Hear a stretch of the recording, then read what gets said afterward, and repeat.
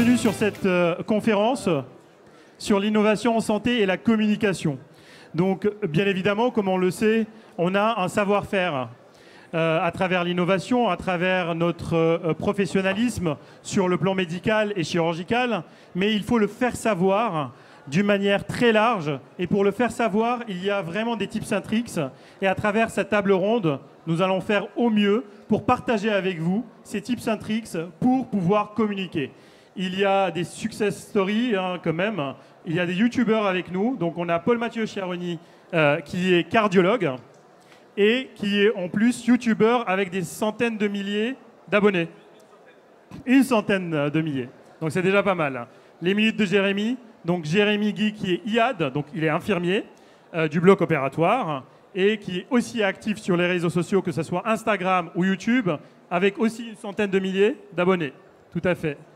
Et puis après, on a Mathias Moreau, qui est le directeur général de Publicis Health et qui est actif pour la communication et pour partager les différentes communications essentielles sur le plan national par rapport à la santé. Et on a le docteur aussi, Julien Velmont, qui est oncologue et qui est très actif sur LinkedIn. Cette fois-ci, c'est un réseau social, professionnel qui est différent et avec un public qui est différent. Donc on va commencer avec la première question. Pour réaliser la communication, il faut avoir une base. Une base à travers des sociétés qui relaient cette communication au niveau national. Donc ma question est pour Mathias Moreau. Comment on fait? Quelles sont les spécificités de la boîte en question pour pouvoir diffuser l'information? Bonjour à tous. En effet, c'est vrai qu'aujourd'hui, les relations en santé sont complètement bousculées. C'est-à-dire qu'entre des patients qui ont une difficulté à accéder à des informations vérifiées, des professionnels de santé qui font face à un nombre d'innovations toujours plus important tous les ans, je crois qu'on dénombre 500 innovations par aire thérapeutique par an. Donc c'est très difficile de s'y retrouver. Et des marques qui ont besoin aussi d'accompagner sur des enjeux de sensibilisation. Il y a un vrai enjeu finalement de faire travailler cet écosystème pour renforcer les relations entre tous. Et aujourd'hui, c'est vrai qu'on a besoin de sortir des schémas traditionnels silotés pour penser des stratégies de communication beaucoup plus intégrées finalement entre tous ces acteurs et surtout aider à accéder à l'information vérifiée. Et ça passe en effet beaucoup par des professionnels de santé qui vont sur le front finalement et qui prennent la parole sur les réseaux sociaux pour finalement sensibiliser, pour sensibiliser aussi au bon usage dans un contexte où malheureusement tout le monde prend la parole aujourd'hui sur les réseaux sociaux et ça peut ouvrir finalement à beaucoup de difficultés pour les patients pour s'y retrouver. Donc on est bien d'accord, il faut cadrer les choses. Absolument. Et quelle est la spécificité de Publicis Health pour pouvoir en fait cadrer et donner la bonne information à la population générale? Donc Publicis Health, nous on est vraiment une agence de communication santé 360, donc on va travailler aussi bien du côté du patient sur des grandes campagnes de sensibilisation que sur des sujets d'engagement du professionnel de santé pour les éduquer sur des nouvelles pratiques, pour les aider à accéder à la bonne information. Et finalement tout l'enjeu c'est d'avoir de la cohérence entre l'ensemble des actions. Quand on travaille une campagne de sensibilisation sur un sujet, il faut qu'on arrive à sensibiliser les patients, mais aussi finalement de faire monter en compétence les professionnels de santé pour qu'au moment où le patient se retrouve dans le cabinet, le professionnel de santé a au moins le même niveau d'information et bien évidemment dans l'idéal un niveau d'information beaucoup plus avancé. Donc finalement nous notre travail c'est vraiment l'enjeu de travailler cette transversalité avec des canaux de communication qui sont très différents entre la partie professionnelle de santé et la partie patient. Et on va vraiment aller travailler toute cette montée en compétences, toute cette capacité finalement à sensibiliser de façon large. Très bien, merci Mathias. On va revenir sur plusieurs questions, on va rebondir sur plusieurs interventions. Là, on va passer au docteur Paul-Mathieu Chiaroni, qui est cardiologue, mais qui aussi cartonne sur les réseaux sociaux, puisqu'il est youtubeur, et il a su avoir la bonne technique pour pouvoir percer sur les réseaux sociaux. Quelle est la bonne technique? Je sais qu'il est en relation avec Thibaut InShape. Thibaut InShape, qui est le premier youtubeur français. Là, récemment, il y a eu des problèmes il y a quelques mois sur une publication par rapport à la psychiatrie, c'est ça? Donc tu vas nous dire quels sont les tips and tricks, comment tu as pu percer au niveau de YouTube, au niveau d'Instagram, et quelles sont les recommandations à donner à ton collègue et ami Thibaut InShape. Il y a beaucoup de questions. Donc, je dirais que la première chose à savoir pour être un professionnel de santé sur les réseaux sociaux, déjà, c'est d'arriver à délivrer le bon message pour rester un professionnel de santé avant tout. Parce que le problème, je dirais, des réseaux sociaux, comme on l'a dit, c'est que tout le monde peut parler, tout le monde peut raconter ce qu'il veut, il y a très peu de modération. Et quand on arrive au milieu et qu'on est un professionnel de santé, on a une éthique à avoir et il faut délivrer un message qui reste fidèle aux données scientifiques et à l'avancée. C'est un petit peu vraiment voilà, ce qui va être difficile parce que souvent les gens qui viennent sur les réseaux sociaux vont avoir des attentes un petit peu, on va dire, comme serait de la publicité, c'est-à-dire des attentes un petit peu irréalistes. Et en tant que professionnel de santé, il faut justement rester réaliste tout en étant, et c'est ça la difficulté, en étant divertissant. C'est-à-dire que si on a un message trop scolaire et qu'on a l'impression d'être dans un mauvais cours de médecine, ben, ce qui va se passer, c'est que les gens vont décrocher et du coup, on n'arrivera jamais à attirer un public. Donc la première chose, pour moi, mon premier conseil, ce serait de définir quel va être son thème, c'est-à-dire de ne pas s'éparpiller forcément sur la médecine. Enfin, ça peut être un thème, la médecine en général, mais en tout cas, il faut définir quel est le message que j'ai envie de faire passer et définir son public. Parce que je pense que là, on a tous des publics différents. Moi, j'ai décidé de parler au grand public, c'est-à-dire pas aux médecins. Enfin, ça ne veut pas dire que les médecins ne sont pas les bienvenus, mais en tout cas, ma cible, c'est de la vulgarisation pour que la personne qui viendrait en consultation, qui se balade sur Internet, elle ait une information médicale qui soit accessible. Et parmi le grand public, j'ai aussi fait le choix de parler principalement de sport et de santé parce que c'est un domaine qui me tient à cœur, parce que je pense avoir une expertise là-dessus et être aussi de l'autre côté de mon public. Donc en gros, faire partie de mon public. Donc ça répond à une partie de la question. Après, la deuxième, je vais peut-être l'ignorer un petit peu parce que sinon, je vais parler pendant 1 heure. Mais ce serait mon conseil. Et l'autre chose aussi, c'est que souvent, on pense au début que quand on va être un professionnel de santé, les gens n'attendent que nous sur les réseaux sociaux parce que justement on va apporter une information sourcée, scientifique, et en fait c'est pas le cas. Les gens n'attendent personne, les gens sur YouTube, ils ont déjà leur public, ils ont déjà leur chaîne préférée, et donc il va falloir arriver à se créer une place, et ça forcément, comme dans tout métier, on va dire enfin, j'appelle ça du divertissement, mais encore une fois, ça reste en tout cas pour moi sur YouTube, ça reste quelque chose qui va être comme un loisir. On ne va pas sur YouTube pour apprendre des choses de façon scolaire. Et donc, il va falloir persévérer pour se créer un public, pour se faire connaître, pour apparaître de plus en plus sur les réseaux sociaux. Et au fur et à mesure, on va trouver, si on produit du travail, on va dire, de qualité, et si on arrive à accrocher les gens par sa personnalité et par l'information qu'on délivre, on va réussir à accrocher un public. Et petit à petit, le public va grossir.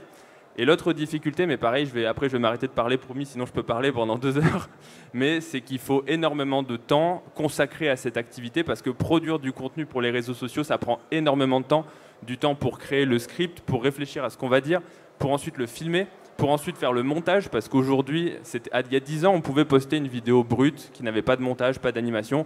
Aujourd'hui, si on arrive, il y a trop de vidéos qui sont techniques, très bien réalisées, avec un setup, avec du matériel de professionnel, avec des montages dynamiques, et du coup, si on arrive avec une information brute, ça marchera très peu. Et donc, il faut en fait apprendre beaucoup de compétences, du montage, du cadrage, de la vidéo, des effets ensuite...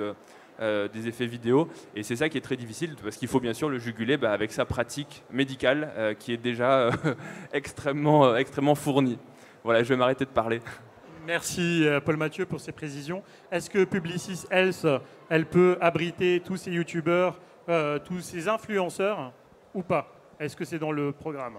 Oui, c'est-à-dire que dans une stratégie d'accompagnement 360, on peut avoir en effet un enjeu de travailler avec des professionnels de santé qui interviennent sur les réseaux sociaux. Je ne sais pas si le terme influenceur est le bon lorsqu'on parle de professionnels de santé, mais en tout cas de ces personnes qui aident à sensibiliser le grand public. Et du coup, en effet, on va travailler avec eux, parfois même finalement les accompagner sur finalement l'équilibre qu'on doit trouver sur la prise de parole du sujet qu'on cherche à adresser.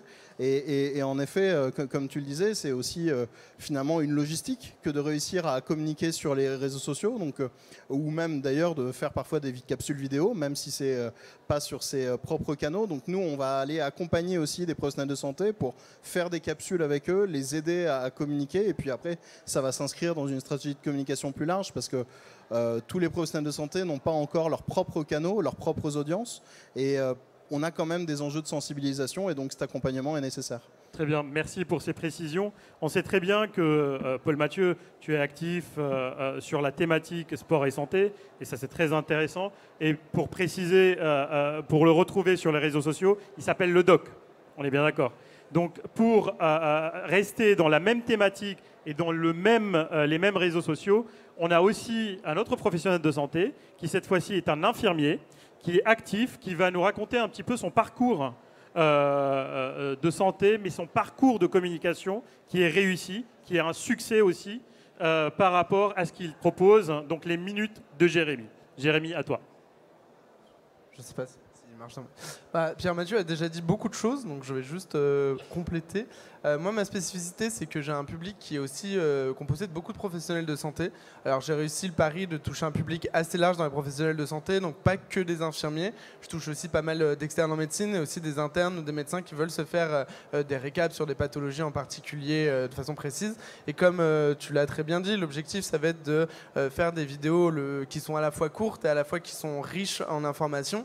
Et c'est là où je rebondis un peu sur le fait que personnellement, j'aime pas trop le terme influenceur santé. Pourquoi ? Parce que ce qui nous distingue des influenceurs, c'est que nous, on va garder notre rigueur de professionnels de santé, à savoir qu'on ne peut pas délivrer une information de santé, normalement, avec l'étiquette du professionnel de santé et donner des informations qui sont fausses. Donc en fait, derrière toutes les vidéos, et c'est ça qui rend le travail qui est encore plus titanesque que certains types de contenus, c'est qu'on va devoir sourcer à même titre que si on faisait un article dans un journal ou ce genre de choses, on va devoir sourcer nos contenus, c'est-à-dire que chacune de mes vidéos, par exemple, je vais parler de l'œdème aigu du poumon ou n'importe quelle pathologie, il va y avoir une vraie recherche bibliographique derrière avec un zotero, une biblio qui va être mise en forme, etc., comme dans tout travail de recherche. Et ça va prendre du temps, mais c'est aussi ça qui amène vers la rigueur. Et depuis, je ne sais plus en quelle année, YouTube a créé l'étagère YouTube Health, ça fait 2 ans.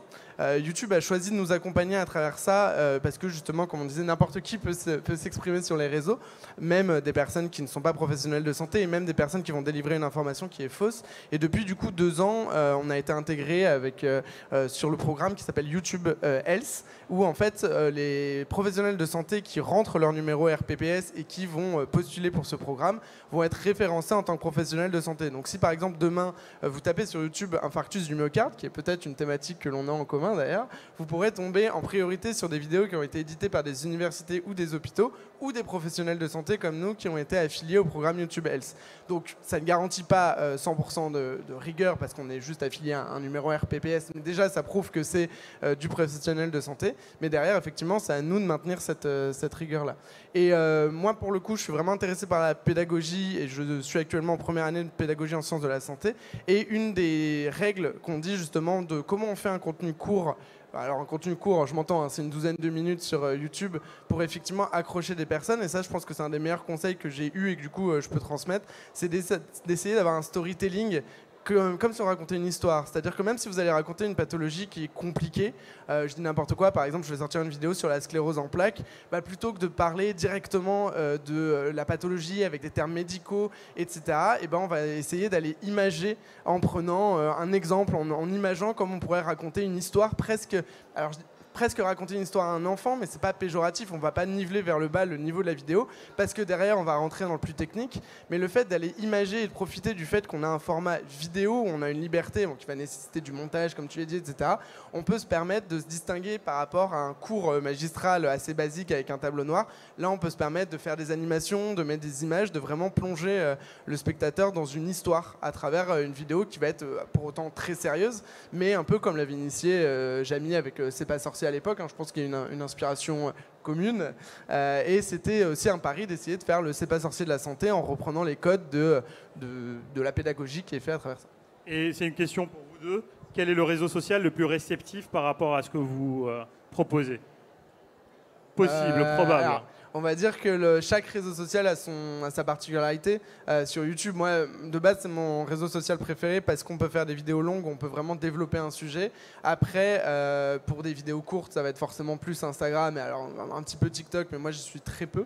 Mais ça va vraiment dépendre du format et du message qu'on veut faire passer. Si on veut développer une pathologie, c'est impossible de le faire sur Instagram.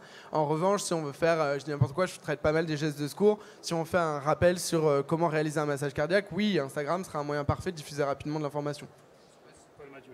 C'est exactement ça. Moi, je dirais que les gens ne sont pas les mêmes sur les différents réseaux sociaux. Alors il y a déjà le public, on va citer TikTok, mais manifestement on va peut-être être d'accord pour dire que le public de TikTok est principalement soit très jeune, soit pas intéressé par la médecine et le contenu santé. Donc ça peut marcher, mais ça va être beaucoup plus difficile d'accrocher et ce ne sera pas du tout sur les mêmes thématiques. Ensuite, moi j'ai l'impression qu'entre YouTube et Instagram, ce sont les mêmes personnes, mais pas dans des situations similaires. Typiquement, on va se mettre sur YouTube pour regarder un contenu plutôt long. On va ouvrir YouTube, on va faire ça pendant qu'on fait la cuisine, pendant qu'on se repose, on écoute ça comme un podcast. Donc on peut aborder des sujets et les développer un peu plus en profondeur. À l'inverse, Instagram, ce sera plus je suis dans le métro, je suis dans les réseaux sociaux, dans les transports en commun, et puis je vais scroller, je vais regarder des vidéos plutôt courtes.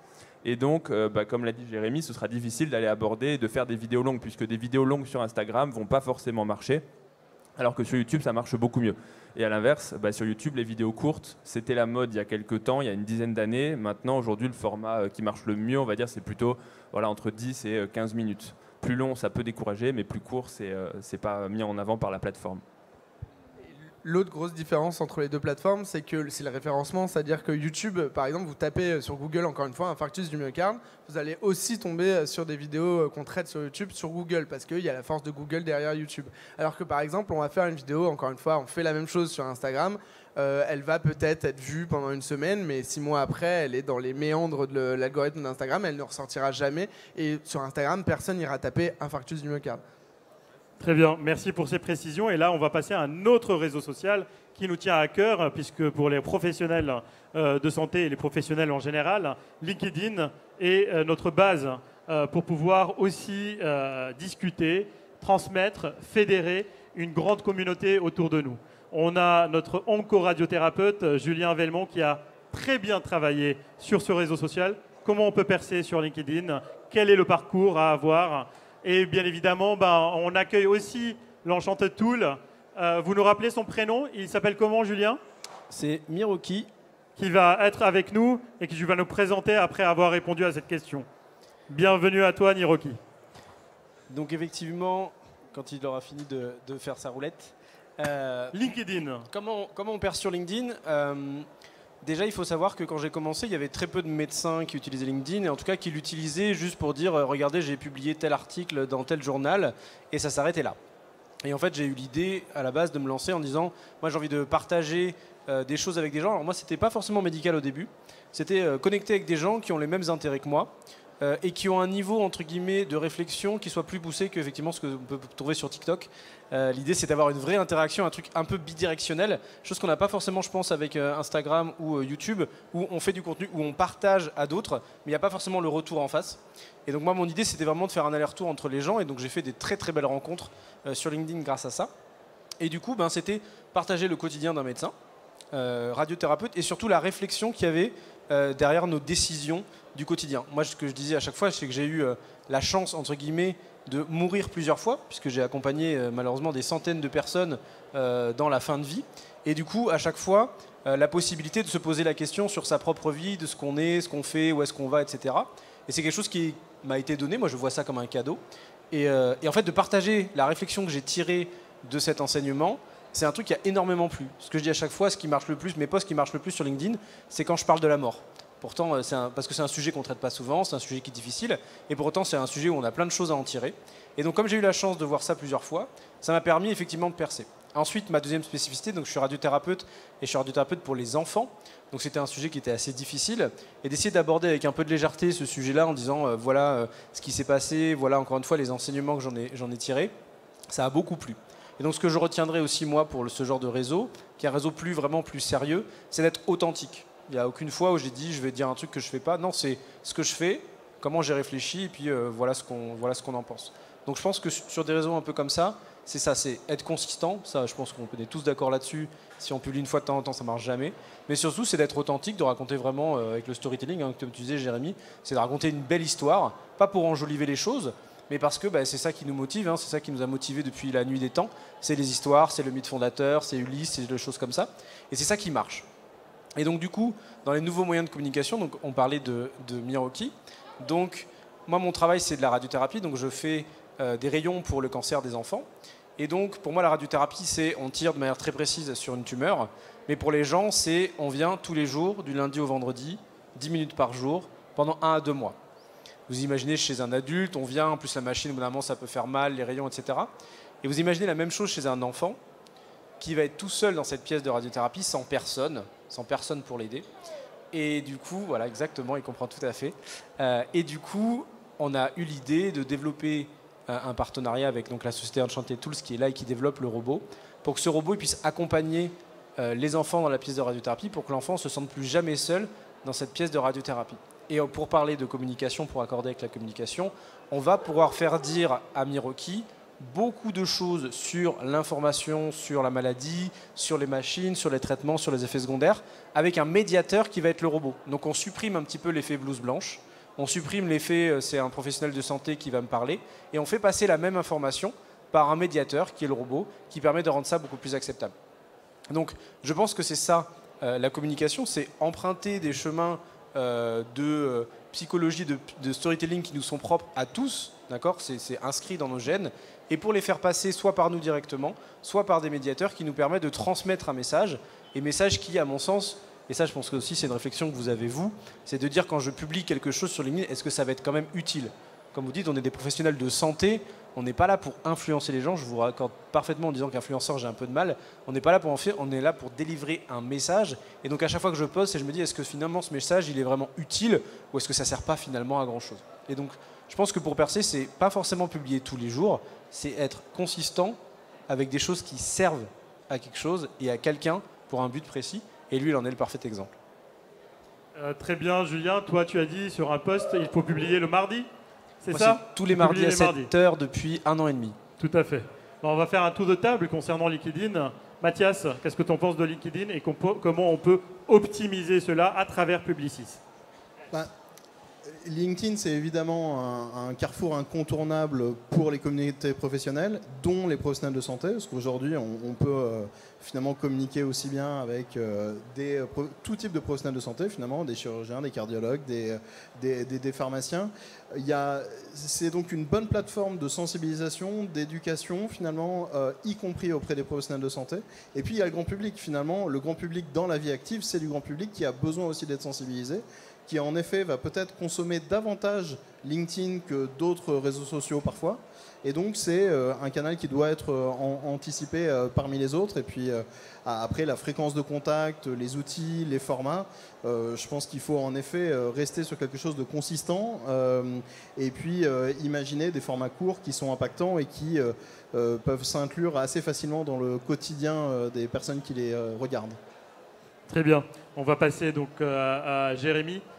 LinkedIn, est-ce que tu penses, à travers tout ce que tu as fait sur les autres réseaux sociaux, tu peux continuer et tu peux percer sur LinkedIn pour pouvoir délivrer les mêmes messages ? Alors, moi, LinkedIn, à la base, je suis surtout consommateur. Alors, par la force des choses, avec les autres réseaux, oui, je me suis un petit peu développé sur LinkedIn aussi. Moi, à la base, LinkedIn, c'est rigolo parce que je le vivais moi-même quand on me parlait de LinkedIn, je disais, mais à quoi ça me sert ? Parce que pour moi, je disais, LinkedIn, c'est trouver un emploi et c'est ça. C'est encore longtemps voir ça. Et surtout chez les infirmiers, il y a beaucoup d'infirmiers qui se disent, bah non, LinkedIn, c'est surtout pour chercher un travail. Du travail, on en a, ça, il n'y a pas de problème. Sauf qu'en fait, heureusement, il y en a de plus en plus dessus, mais c'est surtout pour le partage d'informations fiables. Encore une fois, ça rejoint le pourquoi on fait des vidéos. On peut aussi, il y a donc toute la communication, la sensibilisation à la santé, le partage le témoignage, etc.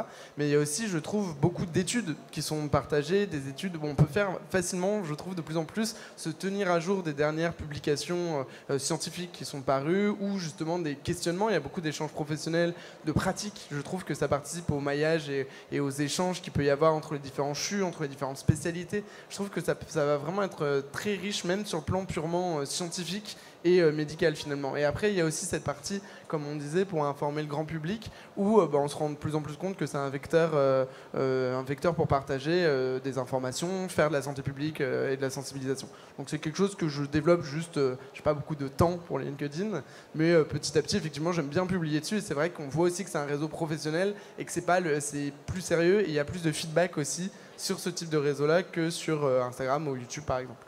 Très bien. Donc la même question pour Paul-Mathieu Chiarouni.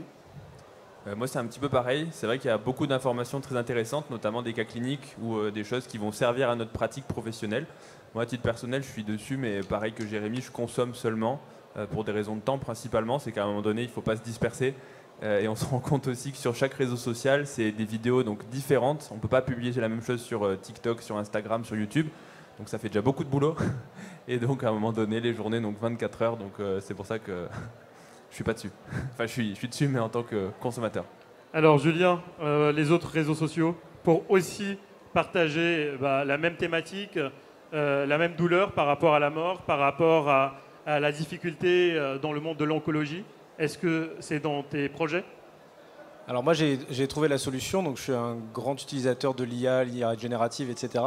Donc j'ai créé une chaîne YouTube complètement automatisée, automatisée à 95%, où en fait vous avez affaire à mon jumeau numérique. Donc je me suis cloné intégralement.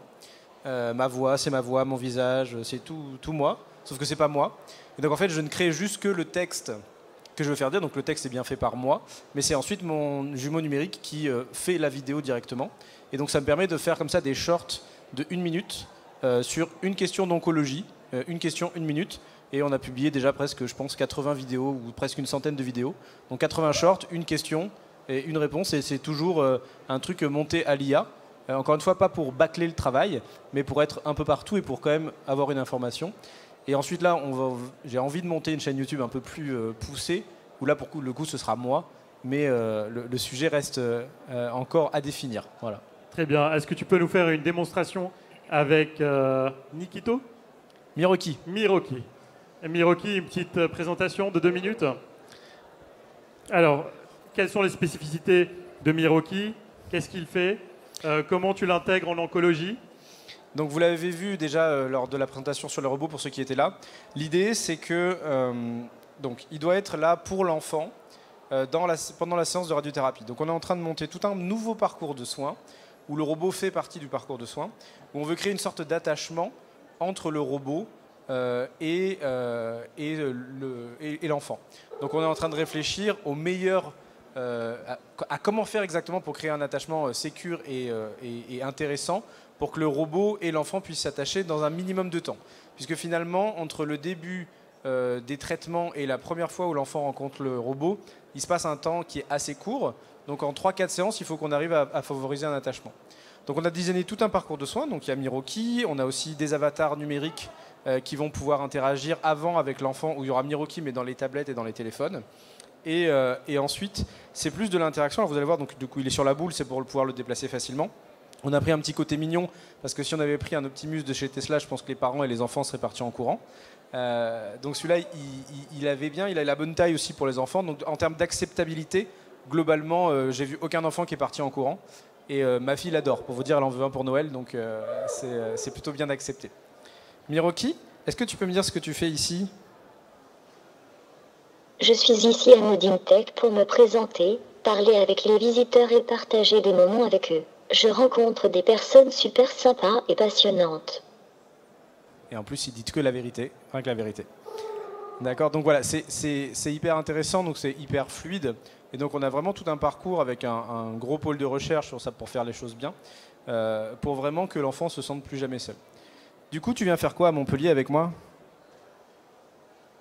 Alice et M de Montpellier, j'accompagne les enfants en salle de radiothérapie afin qu'ils ne soient pas seuls dans cette épreuve. Je suis ravie de traverser cela avec eux. Voilà, donc on a designé avec donc l'équipe d'Enchanted Tools plein de scénarios, plein de cas d'usage pour vraiment que le robot accompagne l'enfant sur tout le parcours, pour vraiment avoir un duo enfant-robot tout au long du parcours. Et vraiment, là j'insiste, hein, on prend la place de personne, c'est souvent les craintes. L'enfant ne peut être de toute façon que tout seul dans cette pièce de radiothérapie. Donc on les remercie infiniment de tout ça. Très bien. Donc, pour avoir un impact positif renforcé, comme il a été démontré, il faut avant tout, pour le savoir-faire, avoir le bon savoir-faire, pour pouvoir le faire savoir. Donc, à travers cette communication, et je vous remercie pour votre présence à cette table ronde, nous avons vu qu'il faut avoir ce savoir-faire, communiquer, organiser, rester sur le plan scientifique bien cadré et surtout protéger la communication en termes de santé pour ensemble construire la communication de demain. Merci à toutes et à tous.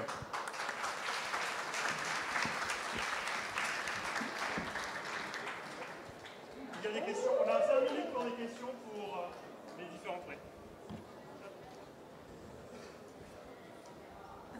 Moi, j'ai une question pour Dr Valmont. L'aspect financier pour développer ce produit Enchanted Tools, est-ce qu'ils l'ont donné ou est-ce qu'il y a eu un achat et comment est-ce que cet achat a été justifié? Alors, le donner, vous pensez bien que non, c'est pas parce qu'ils n'ont pas envie, c'est que il faut derrière, il y a des gens qui travaillent dur et qui travaillent très bien. Donc c'est difficile. Non, nous on l'appelle le robot du cœur à Montpellier, puisque comme on l'a eu, en fait, on a fait plusieurs soirées caritatives et plusieurs appels aux particuliers. Donc en fait, c'est des particuliers qui ont donné de leur poche 10, 20 euros, des petites mamies, des petites papis qui ont donné un bout de leur retraite pour faire à la fin une somme assez conséquente, puisqu'on a réuni plus de 100 000 euros en moins d'un an. Et il n'y a aucun industriel, aucun investisseur ou autre. C'est que des gens comme vous et moi qui ont mis la main à la poche pour voir ce rêve exister pour aider les enfants. Donc on l'appelle le robot du cœur. Des questions? Oui. Merci, monsieur. Et merci, docteur. Merci, docteur Julien de Montpellier. Merci beaucoup. Vous êtes un très, très bon pédiatre. C'est bien, très bien. Merci.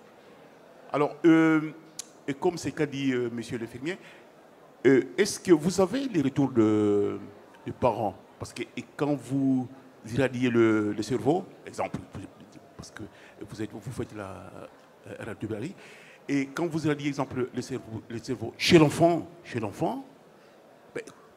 dans quelle situation sont les parents? Alors, la sous-question est en termes de dosage. Est-ce que les doses que vous irradiez chez l'enfant, est-ce que c'est la même quantité que vos collègues oncologues adultes délivrent chez l'adulte? Alors, les doses sont globalement les mêmes. Hein. Ce qui fait, c'est que le rayon est de toute façon extrêmement dangereux.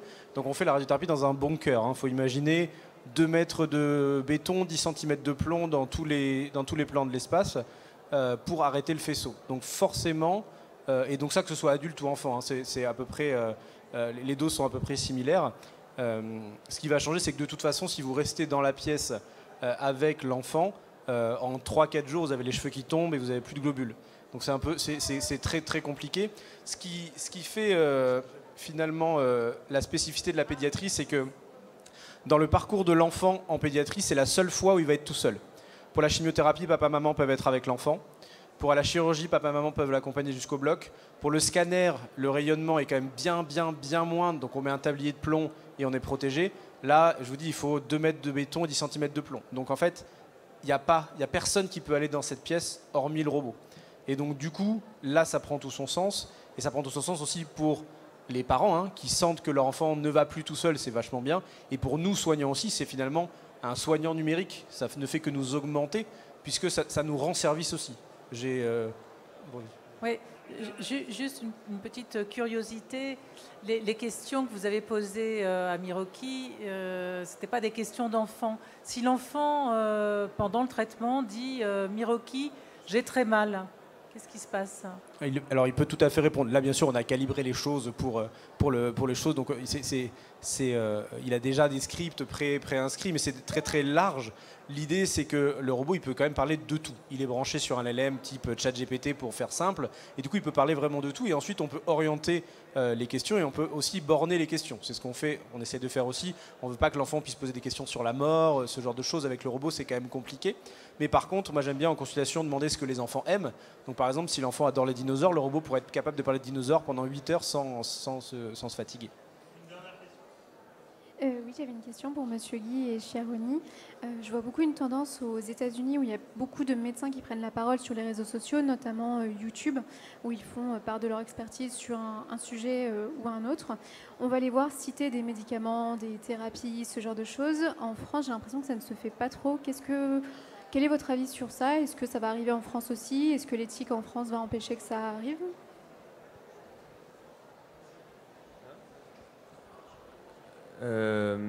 C'est une bonne question. Donc en fait, il y a des règles qui vont, légiférer là-dessus, qui vont borner, on va dire, ce qu'on peut dire et ne pas dire. Et notamment, c'est des règles qui sont édictées par le Conseil de l'ordre des médecins, si je ne dis pas de bêtises. Et très récemment, il y a eu une révision justement parce que, en fait, si on suit le code de déontologie initiale, globalement, jusqu'à il y a quelques années, je crois que c'était 2018 ou 2019, si on suit littéralement, le médecin n'a le droit de faire aucune publicité et ne peut pas apparaître quasiment en public. C'est-à-dire, même on le voit sur les plaques, on le voit sur les panneaux pour orienter vers le cabinet du médecin, on a juste le droit de mettre médecin et c'est tout. Pour justement pas qu'il y ait de concurrence, pas qu'il y ait de publicité, etc. Sauf que la question avec l'évolution des réseaux sociaux, avant, quand un médecin passait ce qu'on appelait une apparition publique, c'était uniquement la télévision. Et donc, c'était globalement, c'était les grandes chaînes d'information. Il y avait 3 chaînes et donc c'était facile de cadrer ça. Quand il y a eu l'apparition d'Internet et des réseaux sociaux, n'importe qui peut se mettre sur les réseaux sociaux, sur Internet. Et donc, il y a une multitude de personnes qui peuvent apparaître. Et donc, le simple fait, même de serait-ce que des choses simples, avoir un compte Facebook, avoir un compte Instagram, ça peut être considéré comme une forme de publicité pour pouvoir se montrer. Donc, il y a eu besoin d'avoir justement une mise à jour avec l'évolution de l'utilisation des réseaux sociaux pour justement définir ce qui était de la publicité et ce qui ne l'était pas, et en gros, quelle devait être l'éthique médicale vis-à-vis de ces nouvelles technologies. Et du coup, donc, là récemment, il y a eu encore une actualisation qui dit un petit peu ce qu'on peut dire et ne pas dire, mais le médecin n'a toujours pas le droit de faire de publicité. Donc en fait, je n'ai pas lu d'ailleurs, il faudrait que je les lise, mais on ne peut pas faire de publicité pour quelqu'un, on ne peut pas être rémunéré pour un laboratoire pharmaceutique. Mais je pense qu'on peut, j'espère pas dire de bêtises, qu'on peut parler d'une molécule si on en parle de façon, on va dire, sourcée et objective, en parlant typiquement des études scientifiques et de l'efficacité. Tant bien sûr qu'on ne fait pas de la publicité et qu'on ne dit pas, bien sûr, Ozempic, super, avec ça vous allez maigrir, et d'ailleurs code promo machin chose 20. Oui. Donc c'est ça, à mon sens, qui fait la différence. Mais juste avant de te laisser la parole, je pense que c'est au contraire important que des professionnels de santé puissent en parler, parce que le problème aussi qu'on voit, c'est que s'il y a un vide des professionnels de santé qui justement pourraient être censurés par une législation un peu trop extrémiste, le problème c'est que d'autres personnes vont en parler, et qui va être ces personnes? C'est des personnes qui n'ont aucun compte à rendre, c'est-à-dire des influenceurs. Ça va être Nabila de la télé-réalité, ça va être machin chouette qui est à Dubaï, et au final l'information délivrée va être mensongère et va être trompeuse pour le consommateur, et surtout ce sera du grand n'importe quoi. C'est pour ça, juste 2 secondes, je rebondis sur toi, c'est que je pense que cette charte elle est très bien, parce qu'effectivement elle borne, elle nous permet d'aller sur les réseaux là où nous, au départ, c'était compliqué. Mais il faut qu'en contrepartie, il y ait une mise en avant par les plateformes comme le fait YouTube Health, parce que c'est quand même difficile de percer si on ne peut pas faire de technique, de marketing, de machin, de trucs. Donc il faut que derrière, il y ait une mise en avant des plateformes. Donc cette charte, elle est accessible sur le site du Conseil national de l'Ordre des médecins. Elle vient d'être réalisée en tant qu'élu de l'Ordre des médecins. Donc je vous invite à la consulter. Merci à toutes et à tous, et on passe à la conférence suivante. Merci. Beaucoup.